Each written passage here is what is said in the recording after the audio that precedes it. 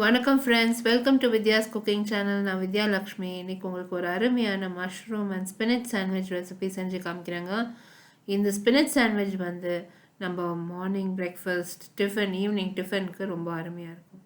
நான் ஏற்கனவே உங்களுக்கு ஸ்பினச் அண்ட் மஷ்ரூம் ஆம்லெட் காமிச்சிருக்கேன். இன்றைக்கி வந்து சாண்ட்விச் செஞ்சு காமிக்கிறேன். அதே மசாலா தான். ஸோ மஷ்ரூமை சுத்தம் பண்ணி ஸ்லைஸ் பண்ணி வச்சுருக்கேன். நம்ம வந்து பசலைக்கீரை நல்லா ஆஞ்சி சுத்தம் பண்ணி அதையும் மெல்லிசாக நறுக்கி வச்சுருக்கோம். பச்சை மிளகா, வெங்காயம், மல்லித்தழை எல்லாமே சுத்தம் பண்ணி நல்லா மெல்லிசாக நறுக்கி எடுத்து வச்சுருக்கோம். அடுத்து வந்து இஞ்சி பூண்டு விழுது தேவைப்படும். நீங்கள் ஆம்லெட் செய்கிறதா இருந்தால் முட்டை யூஸ் பண்ணிக்கோங்க.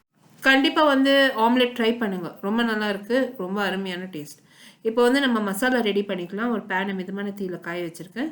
பேன் நல்லா காஞ்சதும் அதில் வந்து எண்ணெய் சேர்த்துக்கிறேன்.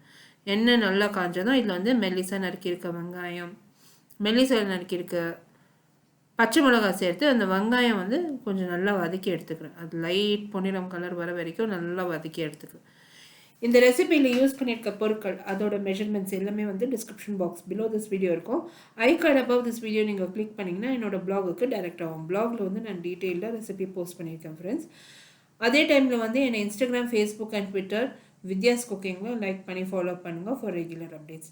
நான் நிறைய அப்டேட்ஸ் அங்கே போஸ்ட் பண்ணிகிட்ருக்கேன். நீங்கள் வந்து என்னை லைக் பண்ணி அங்கே ஃபாலோ பண்ணால் அங்கே கூட எனக்கு வந்து மெசேஜஸ் அனுப்பலாம். இப்போ நீங்கள் பார்த்தீங்கன்னா இந்த வெங்காயம் நல்லா வதங்கி வரணும். வெங்காயம் வதங்கி வந்ததும் அதில் வந்து கொஞ்சமாக இஞ்சி பூண்டு விழுது நான் சேர்த்துக்கிறேன். எதுக்கு இது வந்து நான் சவுத் இண்டியன் சாண்ட்விச்னு சொல்கிறேன்னா, நம்ம வந்து இஞ்சி பூண்டு விழுதில் நம்ம சோம்பு சேர்த்துருக்கோம், மிளகு சேர்த்துருக்கோம், அந்த சவுத் இண்டியன் ஃப்ளேவர்ஸ் இருக்கும், ரொம்ப நல்லாயிருக்கும். இஞ்சி பூண்டு விழுது நான் சேர்த்ததும் அந்த பச்சை வடை போகிற வரைக்கும் நல்லா வதக்கி எடுத்துட்டேங்க. அடுத்து வந்து இதில் நான் ஸ்லைஸ் பண்ணி வச்சுருக்கேன் காளான் சேர்த்துருக்கேன். காளானை வந்து நீங்கள் நிறைய வதக்க போகாதீங்க, ஜஸ்ட் லைட்டாக கலரி ஒரு நிமிஷத்துக்கு நல்லா கலரி விட்டு அது மூடி போட்டு நீங்கள் வேக வச்சிட்டிங்கன்னா அது வெந்துடும். இப்போ காளான் வந்து மூடி போட்டு அது தண்ணி விட்டு நல்லா வெந்து வந்துடுங்க. கொஞ்சம் லைட்டாக மிதமான தீயில் வைங்க.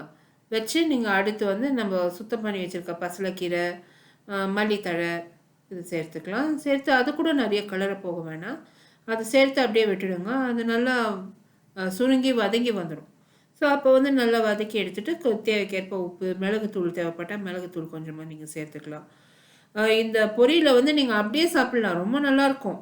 நீங்கள் வந்து ஆம்லெட்டில் தான் சேர்க்கணும், சாண்ட்விச்சில் தான் சேர்க்கணுன்னெல்லாம் இல்லை. இது நீங்கள் வந்து அப்படியே சாப்பிட்லாம், ரொம்ப நல்லாயிருக்கும். இப்போ நான் வந்து இதில் சுத்தம் பண்ணி வச்சுருக்க அந்த பசலைக்கீரை, மல்லித்தழை சேர்த்ததும் மூடி போட்டு வேக வச்சிடுறேங்க. இது வந்து நான் நிறைய கலரி விடல, தானாக வெந்துடும். எப்போவுமே வந்து நம்ம கீரை வெந்ததும் அதுக்கு உப்பு சேர்க்கணும். நீங்கள் வேகாதப்போ அளவு தெரியாமல் உப்பு சேர்த்துட்டிங்கன்னா அது வந்து உப்பாயிடும். ஸோ வந்து இந்த டிப்பு எங்கள் பாட்டி எனக்கு கற்றுக் கொடுத்தது. எப்போவுமே கீரை நல்லா வெந்ததும் அதுக்கப்புறமா நம்ம உப்பு சேர்க்கணும். நம்ம நிறைய உப்பு சேர்த்துட்டோம்னா அது வந்து உப்பாயிடும். இப்போ நல்லா கலரி ஃப்ரை பண்ணிவிட்டு நம்ம இப்போ வந்து தேவையான அளவு உப்பு சேர்த்துக்கலாம். நிறைய சேர்க்க போகாதீங்க, எப்போவுமே நிறைய சேர்க்க போகாதீங்க. எப்போவுமே கொஞ்சம் குறைவாகவே இருக்கட்டும் உப்பு, நம்ம ஹெல்த்துக்கு நல்லது. இப்போ பார்த்தீங்கன்னா இந்த காளானை நல்லா பிரட்டி வதக்கி எடுத்துடலாம். ஒரு மிதமான தீயில் வச்சு நல்லா வதக்கி எடுத்துடுங்க. அதில் தண்ணி சுத்தமாக இருக்கக்கூடாது. இப்போ நீங்கள் இது ஸ்டஃபிங் பண்ணுறதா இருக்கட்டும், ஒரு பராத்தாவில் இல்லைன்னா ஒரு சாண்ட்விச்சில் நீங்கள் வந்து ஸ்டஃபிங் பண்ணுறதா இருந்தால் அதில் தண்ணி வந்து சுத்தமாக இருக்கக்கூடாது, அந்த தண்ணியெல்லாம் வற்றிடணும். ஸோ மிதமான தீயில் வச்சு நல்லா கலரி ஃப்ரை பண்ணிவிடுங்க. நான் மறுபடியும் சொல்கிறேன் ஃப்ரெண்ட்ஸ், இந்த ரெசிபியில் யூஸ் பண்ணியிருக்க பொருட்கள் அதோட மெஷர்மெண்ட்ஸ் எல்லாமே description box below this video இருக்கும். I card above this video நீங்கள் கிளிக் பண்ணிங்கன்னா என்னோட பிளாகுக்கு டைரக்ட் ஆகும். பிளாகில் வந்து நான் டீட்டெயில் ரெசிபி போஸ்ட் பண்ணியிருக்கேன். என்னை வந்து Instagram, Facebook and Twitter on Vidya's குக்கிங்கில் லைக் பண்ணி ஃபாலோ பண்ணுங்கள். நான் நிறைய அப்டேட்ஸ் அங்கே போஸ்ட் பண்ணிகிட்ருக்கேன். இப்போ பாருங்கள், இந்த காளான் ஃபில்லிங் ரெடி ஆயிடுச்சு.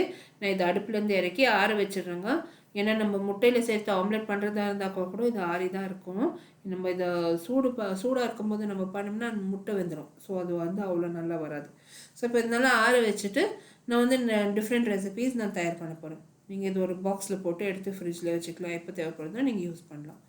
இது ஒரு நல்ல வெர்சடைல் ரெசிபின்னு சொல்லலாம். நிறைய ரெசிபீஸ் நம்ம தயார் பண்ணலாம் இந்த மாதிரி ஒரு ஐட்டம் பண்ணிட்டோம்னா. பாருங்கள், இங்கே நான் வந்து பிரெட் ஸ்லைசஸ் எடுத்து ரெடி பண்ணி வச்சுருக்கேன். சீஸ் வந்து நான் துருவி வச்சுருக்கேன். அது ஆப்ஷனல், அப் டு யூ, நீங்கள் யூஸ் பண்ணலாம் இல்லை விட்டுடலாம். இங்கே வந்து மஷ்ரூம் வந்து ஃபில்லிங், கொஞ்சம் சில்லி ஃப்ளேக்ஸ் நான் யூஸ் பண்ண போகிறேன். இப்போ வந்து நம்ம ரெடி பண்ணாங்க சாண்ட்விட்சை.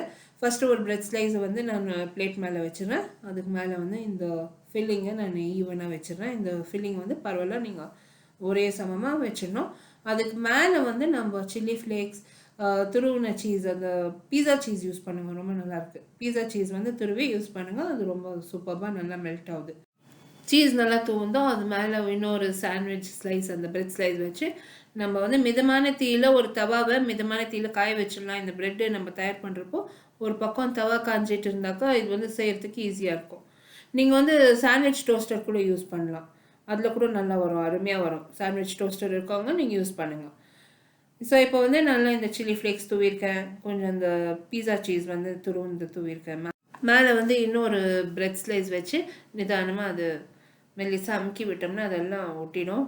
ஸோ அடுத்து வந்து நம்ம எடுத்து இந்த ப்ரெட்டை வந்து தவா மேலே ட்ரான்ஸ்ஃபர் பண்ணி ஃப்ரை பண்ணி எடுக்க வேண்டியது தான். ரொம்ப அருமையான ஐட்டம்ங்க. இந்த மஷ்ரூம் வந்து எனக்கு டிஃப்ரெண்ட்டாக சாப்பிட்ணுன்னு தோணும். நான் வந்து நிறைய ரெசிபீஸ் மஷ்ரூமில் பண்ணுவேன். எங்களுக்கு வந்து இங்கே மஷ்ரூம் ரொம்ப அருமையாக கிடைக்குது. இந்த காளான் வந்து எவ்வளோ சாப்பிட்றோமோ அவ்வளோ நல்லது, ஹெல்த்துக்கு ரொம்ப நல்லது. இப்போ வந்து டெய்லி நான்வெஜ் சாப்பிட்றதுக்கு முடியல, டைஜஷன் ஆகலைன்றவங்க வந்து மஷ்ரூம் சாப்பிட்லாம். மஷ்ரூம் ரொம்ப நல்லா டைஜஸ்ட் ஆகுது. அது வந்து ஒரு கெடுதலும் இல்லை உடம்புக்கு.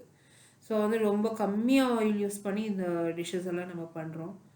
ரொம்ப நல்லது, ட்ரை பண்ணுங்கள். பெரியவங்களுக்கெல்லாம் வந்து டைஜஷன் இஷ்யூ இருக்குது. ஸோ வந்து அவங்க நான்வெஜ் எல்லாம் சாப்பிட முடியலன்றப்போ இந்த மஷ்ரூம் சாப்பிட்டா நல்லது உடம்புக்கு. போன்ஸ் கலர் கொஞ்சம் நல்லது. ஸோ நல்ல ப்ரோட்டீன்ஸ், நல்ல ஒரு ப்ரோட்டீன் சத்து. ஸோ பாருங்கள், இந்த சாண்ட்விட்சை வந்து லைட்டாக ஆயில் 2 பக்கமும் ஊற்றி நான் வந்து டோஸ்ட் பண்ணி எடுத்துருக்கேன். அருமையான சாண்ட்விச் ரெடி ஆகிடுச்சுங்க. ஈவினிங் டிஃபன், இல்லை மார்னிங் பிரேக்ஃபாஸ்ட், ஈவினிங் டிஃபன் ரொம்ப நல்லாயிருக்கும். ஒரு டீயோட சூப்பர்பான டிஃபன் ஐட்டம் தயார் பண்ணிவிட்டு உங்களோட கமெண்ட்ஸ் எல்லாம் போஸ்ட் பண்ணுங்கள். எல்லாருக்கும் இந்த வீடியோ ரெசிபி பார்த்து என்ஜாய் பண்ணிங்கன்னு நம்புகிறேன். உங்களை அடுத்த புதிய ரெசிபியோட நான் மறுபடியும் சந்திக்க வரை. This is Vidya Lakshmi. Thank you so much for வாட்சிங். பை.